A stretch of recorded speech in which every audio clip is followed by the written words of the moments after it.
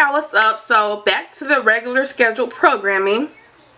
This is probably a controversial topic. I haven't really seen anybody talk about this situation, but I honestly think it needs to be addressed because I just want everybody else's opinion about it. Before you mothers out there go down my throat, I'm pretty sure a lot of people are not going to agree with me. Hear me out at least. Can you at least do that? I attended college. Everybody knows if a lot of people or you guys like yourself are in school, community college, university, whatever you're doing, you're in the graduate program, and children are being born. Parents have kids. Parents bring their children to class with them. Some parents bring their kids to class more than others. Some rarely do it. Some parents already told their child before they even got in the classroom, you better not make no noise. And that child listens and makes not one sound. I've had at least every semester it's been at least one person, whether it's a male or female, who brings their child to class. I have no idea the child is there. Don't hear no noise. Sometimes they sleep. They don't bother the classroom at all, which is perfectly fine. I'm all for you a single mom and you bring your kids to class, you have nowhere else to put them, or you know, for other reasons they're there. But you respect the classroom and respect the policy by keeping your child in check and quiet while you study and while everybody around you studies. Some individuals, okay, who bring their children to school and the child acts like a child would act on a playground, at your house, outside, anywhere. A child's gonna be a child, regardless of where the child is. The child don't know no better. The child don't know, especially if it's a 1-year-old, he or she don't know the difference between a classroom and a house. They don't know the difference. They're children. But the mother knows the difference between your child being loud at home and your child being loud in the classroom. The issue lies within myself, okay? It's been situations.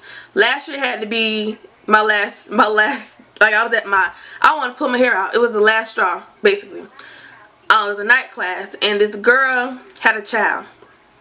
Her daughter was running around the classroom, stumping her feet while we were taking an exam. To the point the professor had to grab the child and say, hey, sit down. Why couldn't you tell your child, hey, we're taking the exam, sit down? But you constantly let your child run around the classroom. No, times are hard. I understand that. Daycare costs too much. The on-campus daycares are overcrowded. It's a long waiting list. You can't don't have nobody to watch your child. It's just you and your kids or whatever. But please, could you at least train your child to just be civilized for like 2 hours? This girl has 3 kids. She brings 3 kids to class almost every single day. This was last semester. This semester, I got someone who brings her kids to class almost every single day. When I say every day, I don't mean Monday through Friday. I'm talking about we have the class Tuesday, Thursday, she brings them. We have the class Monday, Wednesday, Friday, we bring them. So that's when I say every day. You know how it is in college. Every lesson we go to, the child is there. And the children are not the best behaved kids. Let's just put it in small, harmless terms. They're not the best behaved children. And you constantly hear, mommy, mommy, nah, yeah, yeah. That's all you hear. Last period, people were leaving because the child kept making noise. And it's kind of like you feel bad because you don't know anybody's situation. You don't know what she's going through. But I feel like as a parent, I don't have any kids, and I'm trying my best to do everything possible to not have any kids till I graduate, because I don't want to be in that situation where I gotta bring my kids to class and I don't know how to control them. I don't know. I don't have the motherly thought in my head. I don't know. I just honestly want to know from you guys, how is it that some parents can control their kids and some people can't? Like seriously, like I'm at a point now, I don't see there's no excuse why you can't tell your child to shut up for 2 hours. Children are children. Kids, to me, honestly, I mean, based on your situation, I don't feel like a classroom is a place for a child to play around in. And when I say play around, I mean the kids acting like they outside playing around in the classroom. That's how bad it was one time.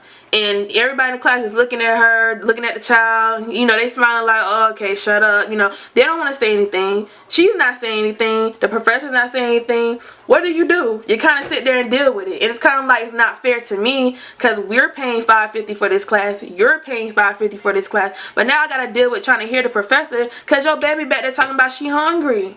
Also one time where a girl she was out of line. She didn't have to do it like that. But her child was really bad. Like, this little boy was bad. And she yelled, can you please get your child? And the girl got upset talking about, why you gotta talk like me like that? He ain't doing nothing. He ain't doing nothing. You got a problem with me? It's just like, oh my God. Like, seriously, the girl's aggravated. She didn't come to class. She didn't pay for $100 to babysit your child. That's not what it's for. But once again, I know, don't beat me up. I understand. Times are hard. No, I don't know your struggle. I don't have no kids. But I do know if one parent can possibly control their child, Susie, Tiara, both single moms, haven't seen their baby daddy the day the baby was born. How is that Tiara baby is quiet and your baby is running around climbing on desks and tables, hitting people with paper balls? How is that possible? I know it takes more than one person to raise a child. More is what they say, takes a village to raise a child. Sometimes it could be a whole village raising a child and the child's still bad. So I don't know what to think. People don't have kids. They don't know how to control. They don't know how to do that. Some people get aggravated. They hear a clock ticking. Imagine taking an exam and a child is running around the classroom. But oh, I gotta deal with it because she has nowhere to put her child. I gotta just try to focus on my test. She's used to that and she can probably take the test. She probably blocked it out her head. I can't do that. Timmy can't do that. So why should we have to deal with it? I feel like as a parent you sacrifice different things, but I feel like it comes a point where you just do something, like, for real. But I know some people are like, well, we're single mothers. Everybody try to attack us. I do what I can for my children and I still go to class. That is perfectly fine. There's 1,000 single mothers I know who are doctors right now. They probably had to bring their kids to class too, but I'm pretty sure their children were well behaved. Like, don't bring your child to class knowing they're disruptive to the point the professor had to tell you, can you take your exam outside? You didn't even have the common courtesy to offer to go outside. Knowing your child bad. Think of ways to help this one girl out last year because her children bad. It's like, I can't babysit because we got the same hour classes. We got the same class. So what's the me offering to babysit your kids when I gotta be there too? So now I'm in your situation. I'm sacrificing my learning experience because you got kids. I don't even know you like that. Then you have the parents who I will say was aggravating, but this one girl, I think it was sophomore year, she literally missed class every single day. And she asked me every day for the notes. And it was to a point where I told the professor, hey, she keeps asking me for notes. I mean, I don't know what to do. She has children. She don't be there. The person told me, is that your child? I said, no. She said, well, why you feel obligated to give this girl the notes every time? She said, I allow kids in my class, well-behaved kids. It's not your fault she's not in class. It's not your fault if you don't give her these notes. I said, that's right. And I feel like that's a good statement. But at the same time, it's like, I don't know, some people, they just feel like you are obligated to help them because they do have kids. Actually, you know how it is. Like, it's 200 people in the classroom, but we got to listen to the professor over baby noise. Some people got kids at home. They go to class to get away from their kids to study, and they got to go back to the classroom knowing there's a baby in there who may possibly whine and making noises. I just feel like, I don't know, it's kind of rude to me to have your bad behaved kids in class. But hey, I don't know, I just have to deal with it. Hopefully it's my last semester having to deal with noisy kids, but everybody else kids, you tell them one time to stop, they stop.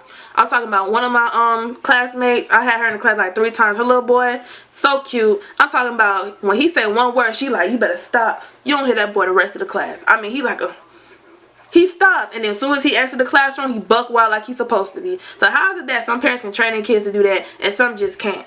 I don't get it. But what do I know? I don't have any kids. I just want to know your opinion. So that's it, you guys. And leave your responses below and send me video responses if you want.